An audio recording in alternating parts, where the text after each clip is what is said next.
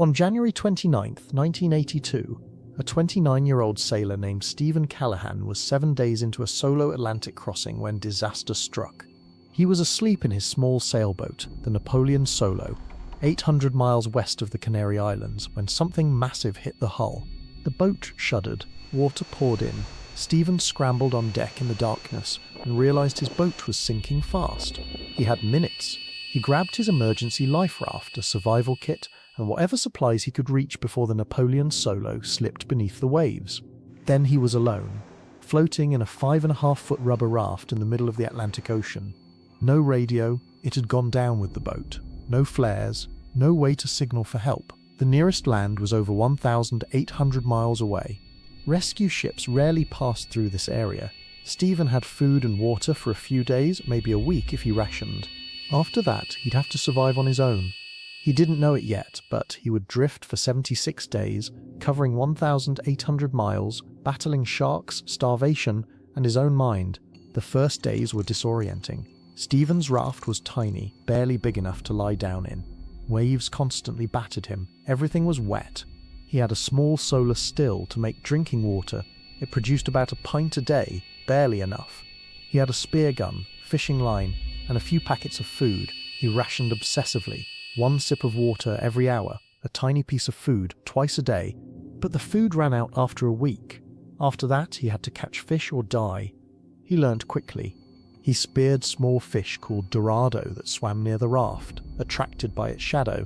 He ate them raw, forcing down the flesh, drinking their blood and eye fluid for moisture.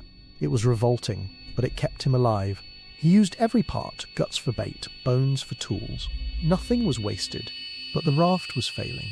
It had been punctured during the sinking, and despite constant repairs with a patch kit, it leaked air. Every few hours, Stephen had to pump it back up. If it deflated completely while he slept, he'd drown. Sleep became a luxury he couldn't afford. Sharks circled constantly. They bumped the raft, testing it, their rough skin scraping the rubber. Stephen lived in terror that one would puncture it beyond repair. Once, a large shark bit the raft, tearing a hole. Water rushed in. Stephen patched it frantically, his hands shaking, knowing that if he failed, it was over. The patch held, but barely. He began talking to the sharks, pleading with them to leave him alone.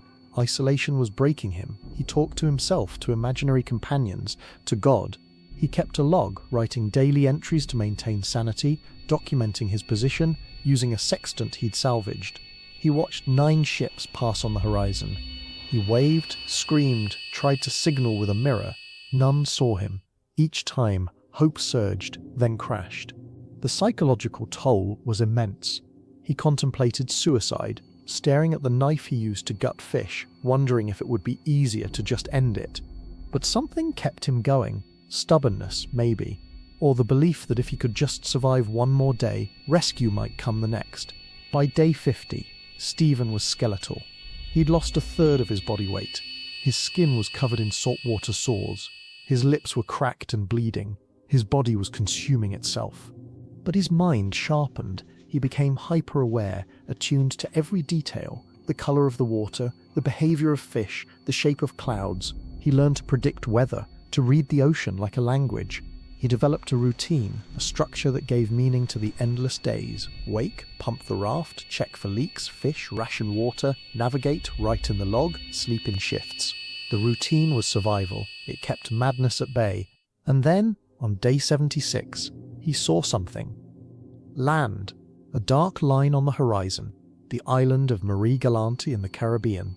He drifted 1,800 miles. Currents had carried him across the Atlantic. He was close, so close, but the raft was barely functional. He paddled with his hands, his arms like sticks, every movement agony. It took hours. Finally, fishermen spotted him and pulled him aboard. Stephen collapsed. He'd survived 76 days at sea. He should have been dead a dozen times over, but he wasn't. He'd willed himself to live. Stephen Callahan spent weeks in the hospital recovering. Doctors marveled that he was alive, severe malnutrition, dehydration, infected sores, but no permanent damage. His survival became legendary in the sailing community. He wrote a book, Adrift, 76 Days Lost at Sea, which became required reading for sailors. He consulted on survival gear, helped design better life rafts, and even advised on the film Life of Pi, which was inspired partly by his ordeal. But the experience changed him. He spoke of the ocean with reverence and terror, of the thin line between life and death, of how survival isn't about strength, it's about adaptability, routine, and refusing to surrender. "Every day I made the choice to live," he said. "Not once. Every single day. Sometimes every single hour." Stephen's story isn't about a dramatic rescue or a single heroic act. It's about endurance, about the quiet, relentless determination to survive one more sunrise. 76 days, alone, adrift, and he made it. That's the power of the human will. That's survival.